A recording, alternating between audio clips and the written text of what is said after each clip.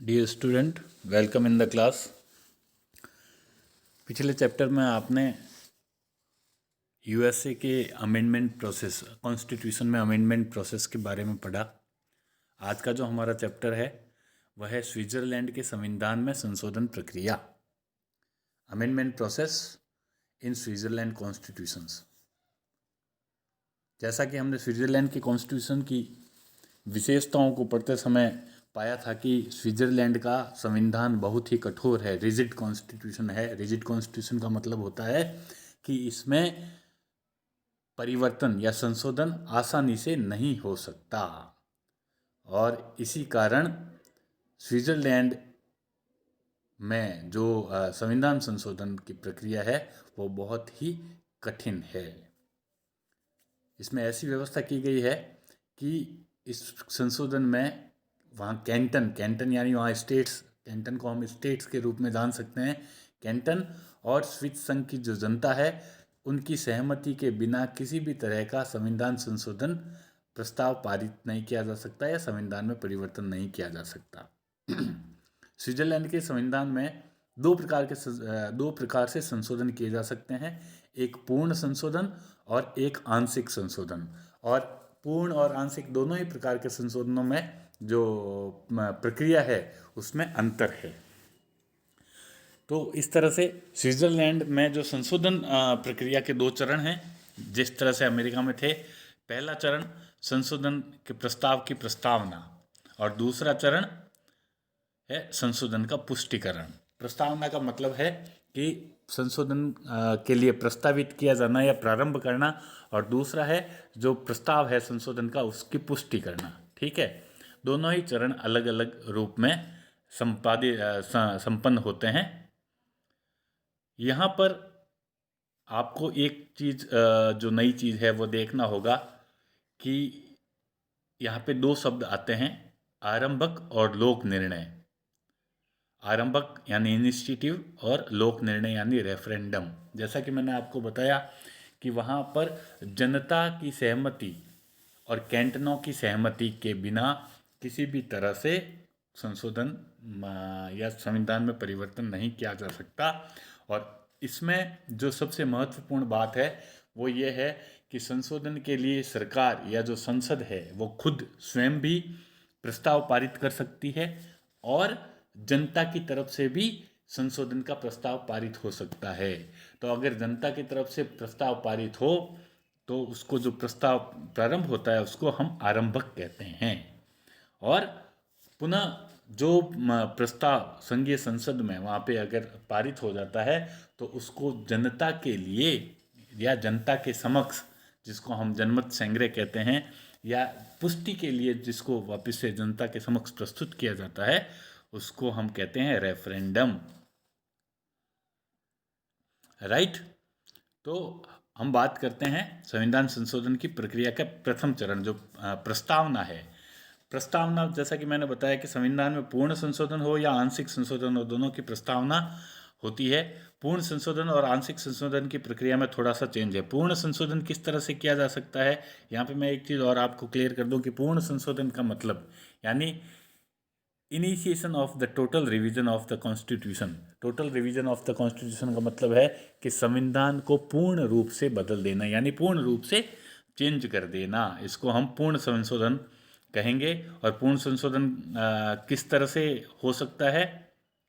पूर्ण संशोधन का प्रस्ताव 1,00,000 स्विस मतदाता, यानी मतदाता जो स्विट्जरलैंड के मतदाता हैं वो 1,00,000 लोग, अथवा संघीय संसद का कोई भी सदन, दोनों हाउसों में से किसी एक सदन, या जो कार्यपालिका या संघीय शासन या जो सरकार है वहाँ की, ये दोनों प्रस्ताव रख सकते हैं। इस प्रस्ताव को दो परिस्थितियों में लोक निर्णय के लिए प्रस्तुत किया जाएगा। दो परिस्थितियां कौन सी होगी? यदि पहली परिस्थिति क्या है? यदि प्रस्ताव संघीय संसद के किसी एक सदन या संघीय शासन द्वारा प्रस्तावित किया गया है और उसके संबंध में अगर दोनों सदनों में मतभेद है तो वो प्रस्ताव लोक निर्णय के लिए जाएगा। और दूसरा, यदि संशोधन का प्रस्ताव 1,00,000 मतदाताओं द्वारा प्रस्तावित किया गया है और इसके जनता के सम्मुख तो इसको जनता के सम्मुख स्वीकृति के लिए प्रस्तुत किया जाएगा। इन दोनों ही परिस्थितियों में अगर ये दोनों परिस्थितियां नहीं हैं तो जनता के सम्मुख इसको प्रस्ताव को स्वीकृति के लिए प्रस्तुत किए जाने की कोई वहाँ पे जरूरत नहीं होगी। उसके बाद जनता के पास अगर किसी भी परिस्थिति में अगर जाता है तो जनता ये निर्णय करती है कि संविधान में पूर्ण संशोधन किया जाए या नहीं किया जाए।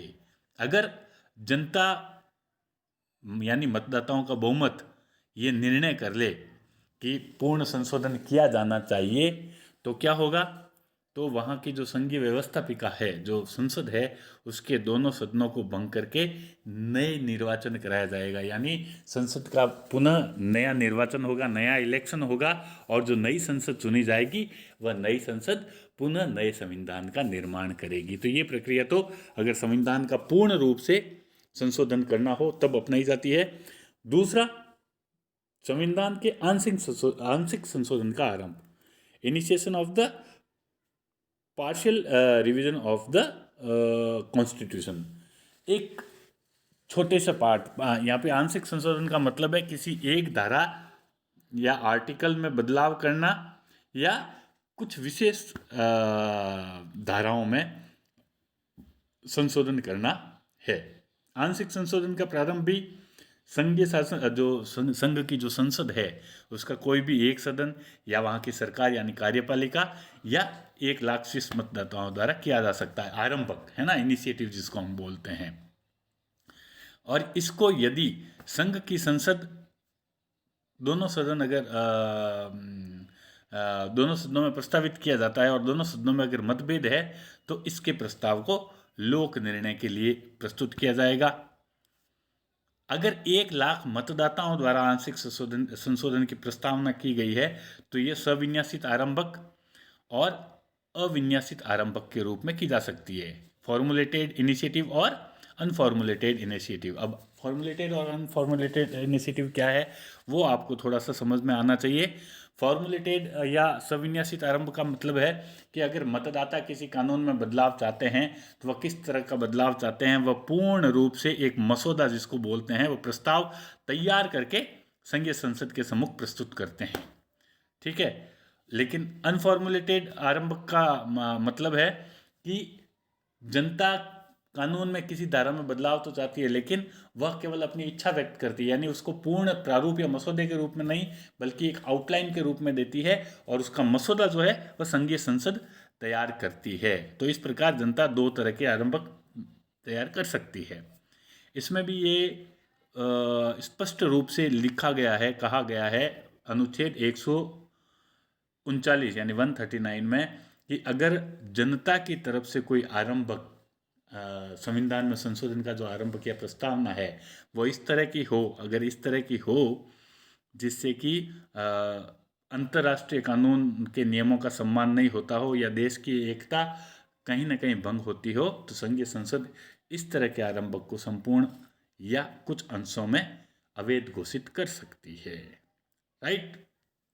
तो उसके बाद जब आरंभक हो जाता है तो ये जो आरंभक है सविन्यासित, जो जनता द्वारा तैयार मसौदे वाला जो कानून है वह अगर संघीय संसद के सम्मुख आता है तो संघीय संसद इसको लोक निर्णय के लिए जनता के सम्मुख और कैंटनों के सम्मुख प्रस्तुत करती है। प्रस्तुत करते समय संघीय संसद इसमें अपनी स्वीकृति या अस्वीकृति भी सिफारिश कर सकती है, यानी वह अपनी इच्छा ये दे सकती है कि आप लोग इसको स्वीकार करें या अस्वीकार करें। अगर संघीय संसद इस आरंभक को, जो कि जनता की तरफ से आया है, उसको अस्वीकृति के साथ सिफारिश करती है तो उस अस्वीकृति के साथ जो संघ की संसद है वह एक वैकल्पिक प्रस्ताव भी जनता के सामने रखती है और जनता और कैंटन यानी फिर जनता और कैंटन जो है वो उस वैकल्पिक प्रस्ताव और जो मूल आरंभक है उन दोनों पर एक साथ वोटिंग करते हैं और जिस प्रस्ताव को पूर्ण रूप से जो अगर बहुमत मिलता है कैंटनों का और जनता का, अगर पूर्ण बहुमत मिल जाता है तो वह प्रस्ताव पारित कर दिया जाता है। तो इस तरह से संशोधन का जो पहला चरण है यानी प्रस्तावना वाला चरण पूर्ण होता है, उसके बाद दूसरा चरण प्रारंभ होता है, वह है संशोधन का पुष्टिकरण यानी रेटिफिकेशन ऑफ द अमेंडमेंट। संशोधन प्रक्रिया का दूसरा चरण क्या है? यह है पुष्टि का। चाहे वह पूर्ण संशोधन का हो और चाहे वह आंशिक संशोधन का हो, उसको लोक निर्णय के लिए रखा जाएगा। उस संशोधन में पुष्टि के लिए लोक निर्णय के लिए जरूर रखा जाएगा और तभी पारित समझा जाएगा जबकि कैंटनों का बहुमत और स्विस संघ की जनता के बहुमत द्वारा उसको स्वीकार कर लिया जाए। यानी जो राज्य है, वहाँ के जितने राज्य है उसमें बहुमत यानी ये आधे से ज़्यादा राज्य उसको स्वीकार कर ले और जो स्विस जनता है, जनता के समक्ष भी रखा जाएगा। जनता वोटिंग करती है वहाँ की, तो अगर जनता का बहुमत उसको प्राप्त हो गया तो वह पारित समझा जाएगा। तो इस तरह हम देखते हैं कि स्विस संविधान में संशोधन की जो प्रक्रिया है वह बहुत ही जटिल है और आसानी से समझ में आने वाली नहीं है।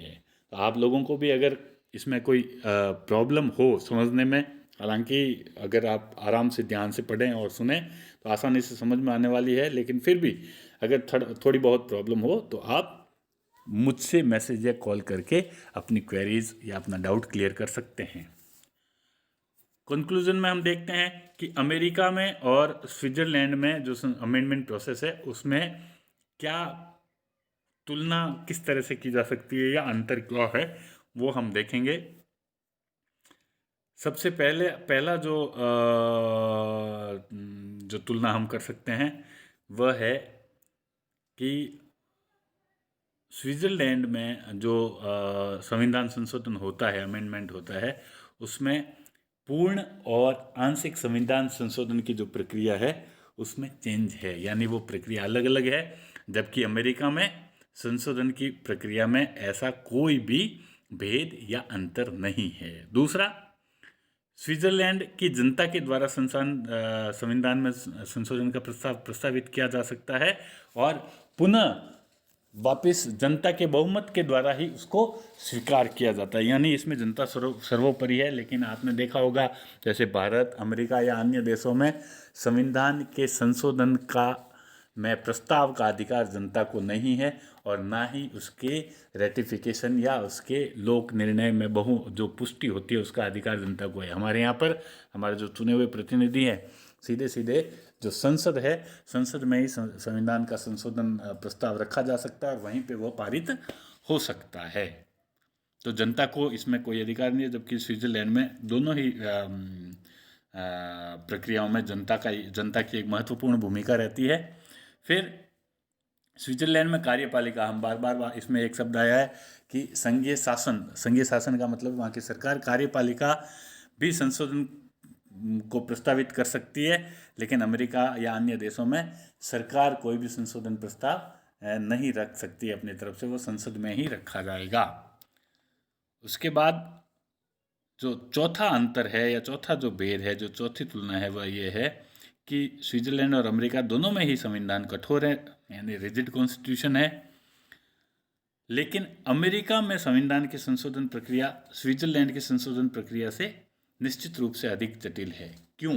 देखिए, आप इसमें सिर्फ थोड़ा सा, अगर आपने दोनों ही देशों की संविधान संशोधन की प्रक्रिया देखी होगी तो स्विट्जरलैंड में जितने भी संशोधन पूर्ण या आंशिक हुए हैं उसमें हम देखते हैं कि चाहे वो बहुमत के लिए जाए, पुष्टि के लिए जाए या प्रस्ताव करने के लिए जाए, या वो संसद द्वारा प्रस्तावित हो या जनता के द्वारा प्रस्तावित हो, यहाँ पे केवल प्रस्तावक के बहुमत की आवश्यकता होती है। जबकि अमेरिका में एक स्पेशल मेजॉरिटी की आवश्यकता है। संसद में जब प्रस्ताव जाता है तो उसको स्वीकार करने के लिए आपने देखा होगा कि कांग्रेस के दोनों सदन में एक स्पेशल मेजॉरिटी यानी 3/4 या 2/3 किसी भी तरह के बहुमत से ही प्रस्तावित किया जाता है। यहाँ पे साधारण बहुमत से संशोधन प्रस्ताव प्रस्तावित नहीं किया जा सकता या पूर्ण रूप से पारित नहीं हो सकता, जबकि स्विट्जरलैंड में साधारण बहुमत से ही प्रस्ताव पारित हो जाता है। तो ये मुख्य रूप से चेंजेस हैं। इसी तरह से आप इंग्लिश मीडियम वाले भी दोनों मेथड्स जो है प्रोसेस को, टोटल रिवीजन और पार्शियल रिवीजन, दोनों को आप इसमें देख सकते हैं कि किस तरह से ये होता है। अगेन, अगर कोई आपकी क्वेरी हो, डाउट हो, तो आप मुझसे संपर्क कर सकते हैं। धन्यवाद।